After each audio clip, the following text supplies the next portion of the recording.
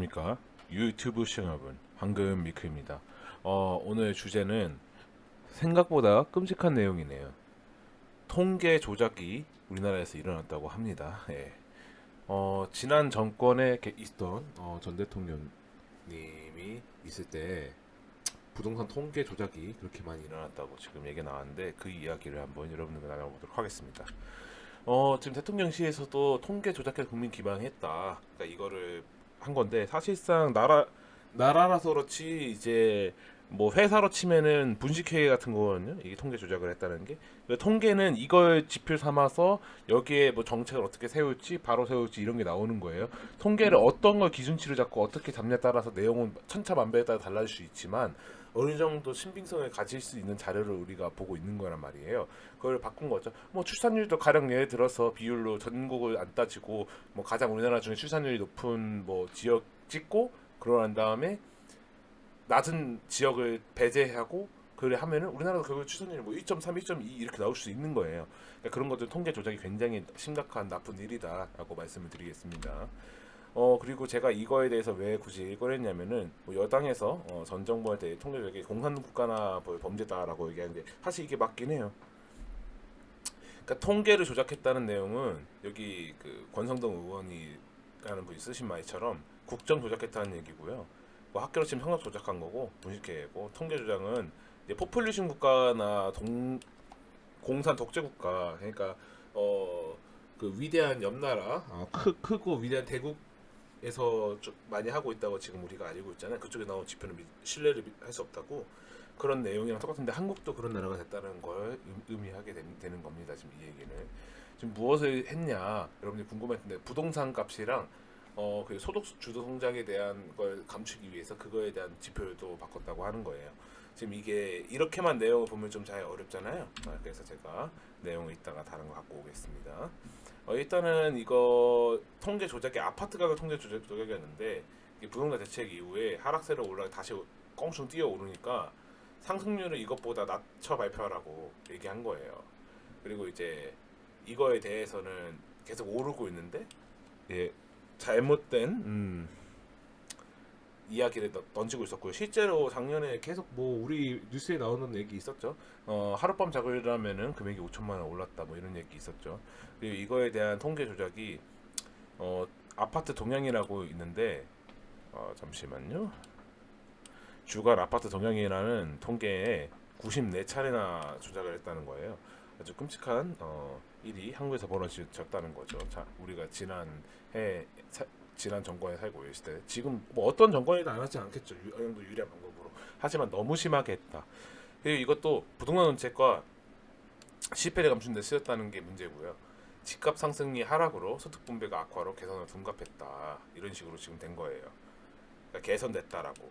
이걸 어떤 관점으로 다르긴 한데 이거 이제 정보정책 효과가 있다고 이제 얘기를 했는 건데 이게 거짓말하고 기망을 한 거죠 우리를. 이제 감사원에서 이걸 밝혀냈는데 이런 사람들이 지금 이렇게 있고요.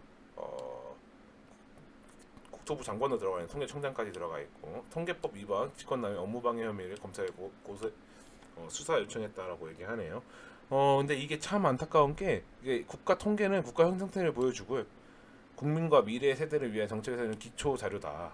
그러니까 이게 기반이 되는 거거든요. 이걸 세우기 위해서 정책을 세우기 위해서 이게 기반인데 기초 자료인데 그게 사기쳤다는 거는 이건 말도 안 되는 얘기거든요.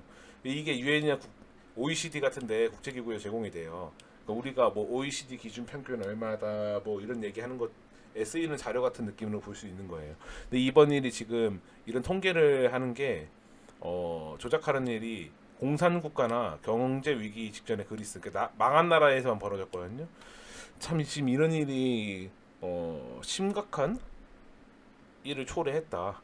그러니까 다른 걸 나쁘게 하고 뭐 좌판이 우판이 떠나서 이거가 이렇게 되면은 나라를 세우는 정책, 나라를 운영하는 정책에 대해서 잘못된 정책을 써야 되는 일이 벌어지게 잘못된 데 쓰이게 되는 거고 그래서 문제가 된다고 제가 이야기 드리는 겁니다.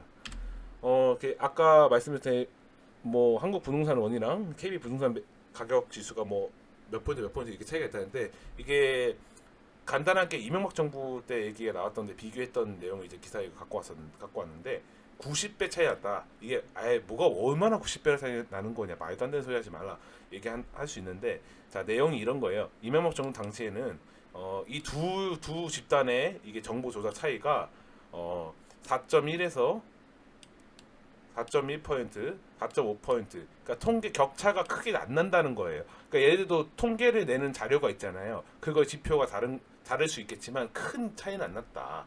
근데 뭐 박정부 때도 2% 정도 차이가 나는 거예요. 뭐 각 기관마다 조사하는 방식이 다르니까 이 정도 우리가 오차 범위 어느 정도 있다는 걸 우리가 감안할 수 있는 거잖아요. 근데 이제 지난번에 이제 문재인 정부에서는 이게 엄청나게 벌어지기 시작했다고 얘기 나오는 거예요. 그러니까 증가율이 25.8%, 그리고 KB에서는 62.9%. 그러니까 이게 한국 부동산원이랑 지금 KB 부동산 이쪽에서 보는 증감률이 격차가 너무 많이 나는 거죠. 지금 보면은 20, 30 이렇게 나고 있는데 이거는 통계가 나올 수가 없죠. 그래서 이게 90배 전 정권이랑 16배 차이 난다는 건데 굉장히 심각한 사안인 것 같습니다. 지금 제가 정치에 대한 이야기는 가급적 안 하려고 하는데 이 얘기는 짚고 넘어가야 될 것 같아요. 경제 정책 세우는 거에 대해서도 당연히 이 통계가 기반이 되는 거고요. 이번 일에 가담한 분들은 꼭 처벌을 해야 될 것 같다고 저는 생각을 하고 있습니다. 예. 국가를 운영하는 입장에서 이런 식으로 굴리면 안 된다는 거, 예, 확실하게 알려줘야 될 것 같습니다. 제가 한마디 평드리자면 대한민국이 공산 국가냐입니다. 예.